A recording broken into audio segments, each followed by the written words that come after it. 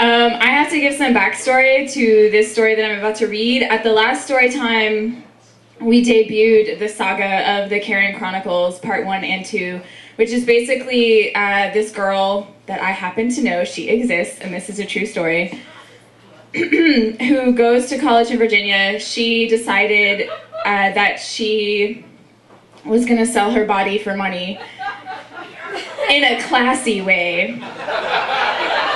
So she put some ads out on the internet, and basically the stories that I told at the last Storytime were about her like getting responses and getting ready to do it, and you know how she felt about it and stuff like that. But this story is about how the first episode went.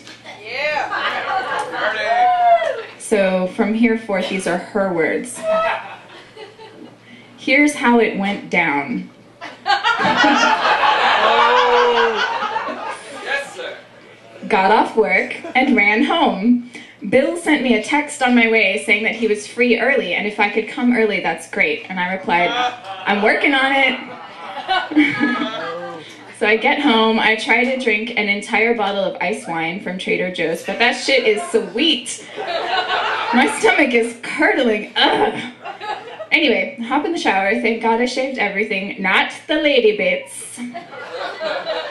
We're meeting at the Holiday Inn on Richmond Road. So I get there and I park by his car and he gives me $120 to get a room. I walk in and the room, even with my AAA discount, because I'm a smart bargain shopper like that, cost $147. What the fuck? Definitely finding a cheaper hotel next time. Anyways, I walk back to the elevators and he appears right next to me. We get to the 3rd floor, walk into the room, and put our shit down. He gets ice, I open my bottle of shitty, really, really cheap white wine. He makes a vodka cran, and we talk about how we're both nervous. I talk about my crazy week, how I'm exhausted. He mentioned he's worked a lot too. He says drinking helps him lower his inhibitions and helps his guilt factor since he's married. And I'm like, let's not talk about the wife, okay? Then he says that in his experience, since we're both new at this, we should take our clothes off and hop into bed. And I'm pretty drunk at this point, so I do that. And we start making out.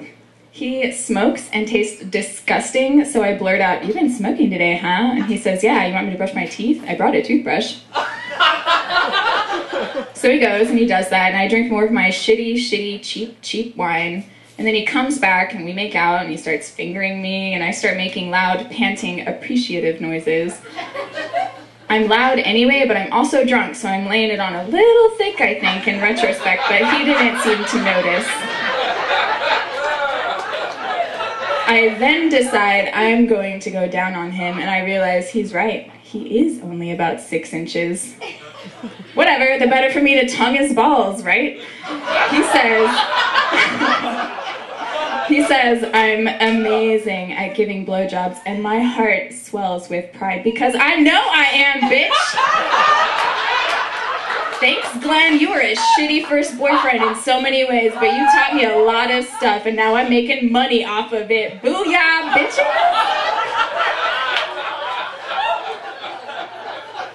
He then tells me he wants me to come. Trust me, we don't have enough time. So he fingers me and says he wants to 69, which I fucking hate. It's too distracting to enjoy it. So I fake some moans and groans as we do that, thinking about how it's kind of gross that his ass is pretty close to my face. And then I save the day by seductively purring, "I want you inside me right now."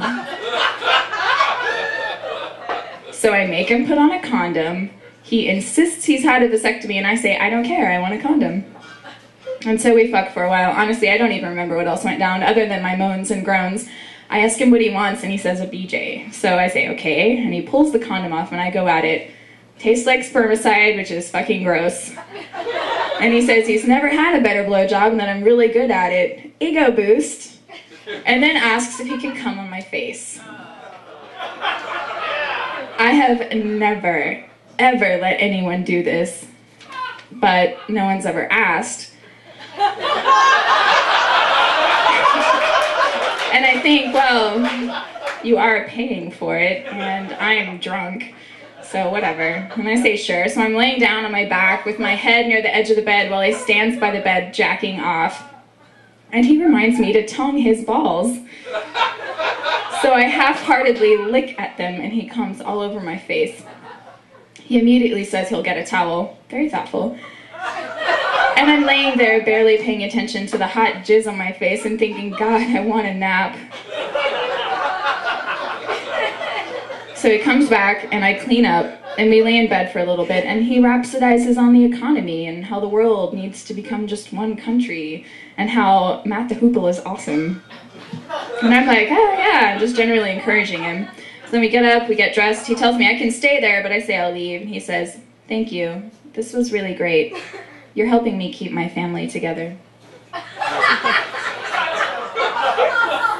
And I just nod because what the fuck do you say to that? I mean, it's kind of sweet and weird all at the same time. So we're still in the room and I'm texting and he's talking on the phone about golf, how bourgeoisie. And he gives me a hug and $300, hell yes, and says to call him. And I'm like, all right. And all in all, it was actually a really good experience. And he was nice and kind and shit, and that was the easiest fucking $300 I've ever made. So I went off and got a pedicure and then came home to try and meet up with another dude. And I did, and that's part 2, which will be at the next story time.